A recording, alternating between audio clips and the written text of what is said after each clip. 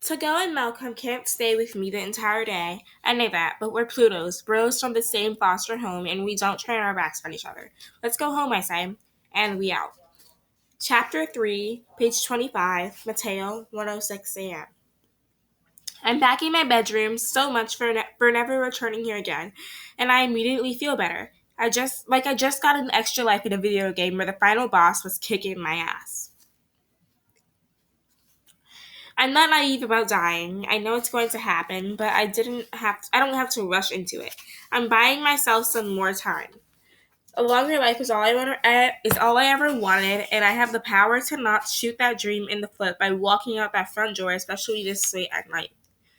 I jump into bed with the kind of release you only find when you're waking up for school and realize it's Saturday. I throw my blanket around my shoulders and hop back on my laptop, ignoring the email from Deathcast with the time-stamped receipt of my call with Andrea. Continue reading Countdowners post before I got the call. The Decker was 22 years old. Keith. His statues didn't provide much context about his life, only that he'd been a loner who preferred runs with his golden retriever Turbo instead of social outings with his classmates. He was looking to find Turbo a new owner, a new home because he was pretty sure his father would give ownership of Turbo to the first available person, which could be anyone because Turbo is so beautiful. Hell, I would have adopted him even though I'm severely allergic to dogs. But before Keith gave up his dog, he and Turbo were running through their favorite spots one time and the feed stopped somewhere in Central Park. I don't know how Keith died. I don't know if Turbo made it out alive or if he died with Keith. I don't know. I don't know. I don't know what would have been preferred with Keith or Turbo. I don't know. I could look into muggings or murderers and in Central Park yesterday around 5:40 p.m. when their feet stopped, but for my sanity, this is better left a mystery. Instead, I opened up my music folder and play space sounds.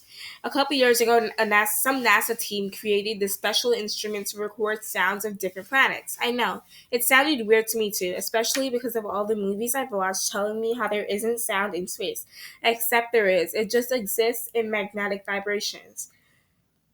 NASA ex- NASA converted the sounds so the human ear could hear them. Even though I was hiding out in my room, I stumbled on something magical from the universe, something those don't know what's trending online will miss out on. Some of the planets sound ominous, like something you find in a science fiction movie set in some alien world. Alien world as in the world with aliens, not non-Earth world. Neptune sounds like a fast current. Saturn has this terrifying howling to it that I never listen to anyone. And the same goes for Uranus, except for there are harsh winds whistling that sound like spaceships firing lasers at each other. The sounds of the planets make a great conversation starter if you have people to talk to. But if you don't, they make a great white noise for when you're going to sleep. I distract myself from my end day by reading more countdowners feeds and by playing the Earth track, which reminds me of soothing birdsong and that low sound whales make. But also feels a little bit off, something suspicious I can't put my finger on, a lot like Pluto, which is both a seashell and a snake hiss. I switched to the Neptune track. Thank you so much for watching all my posts today. That is it. Um, have a good night, a good day, whenever you're watching this. I will post either on Sunday or Monday, depending on how busy I am. But yeah, have a good night.